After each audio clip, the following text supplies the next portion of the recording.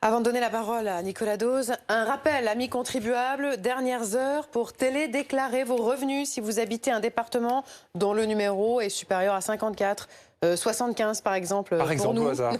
Vous avez jusqu'à ce soir minuit. Alors, si vous préférez le faire encore sur papier, sachez que c'est vous, cette fois, qui avez un délai de 24 heures. Ce sera jusqu'à demain soir minuit. Le cachet de la poste faisant foi, comme on dit.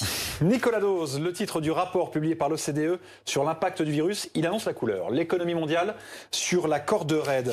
Ce qui ressort de ces chiffres, c'est que la France, c'est l'un des pays les plus touchés. Comment ça se fait? Et ça se confirme. Alors, il y a deux raisons principales. Le tourisme pèse énormément dans notre PIB. On est la première destination mondiale touristique.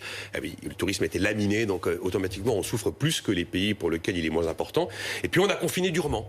Très longuement par rapport à d'autres pays. Après, vous avez des raisons un peu connexes. Le Français épargne beaucoup. Bah oui, plus il épargne, moins il consomme. Et ça, c'est un réflexe très français par rapport à d'autres pays. On a été aussi fragilisé quand a commencé ce confinement. Il y avait quand même eu les gilets jaunes, les grèves. Donc il y a un côté un peu triple peine. Et puis le côté paradoxal du chômage partiel. Très bonne mesure, il fallait le faire. On a fait le plus généreux du monde.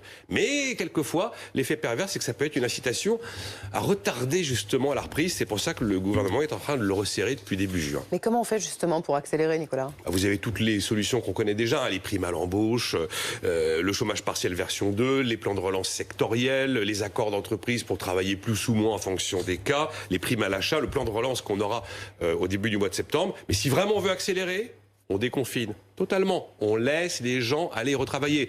On s'est excité pendant des semaines pour savoir quand est-ce que les plages, les parcs et les jardins rouvraient. Tout le monde se moquait totalement de la reprise de la production. Voilà, le résultat est là aujourd'hui et on lève le protocole sanitaire le plus vite possible. La suite, l'OCDE qui regroupe les 37 pays les plus riches, elle le voit comment? Alors, il y a scénario rose, je prends l'exemple de la France, il n'y a pas de deuxième vague. Pas de deuxième vague, récession à 11,4% cette année, donc plus que ce que peut voir la Banque de France. Et surtout, alors le chiffre du chômage, je suis tombé de ma chaise, 12,3% de taux de chômage à la fin de cette année. La Banque de France nous disait 11,5 dans le pire des cas, mi-2021. Et puis le scénario noir, il y a cette fois-ci une deuxième vague pour l'épidémie. Là, la récession, elle est plus de 11,4, mais de 14,1. Le taux de chômage, il est plus de 12,3, mais il monte à 13,7%, encore une fois, fin 2020.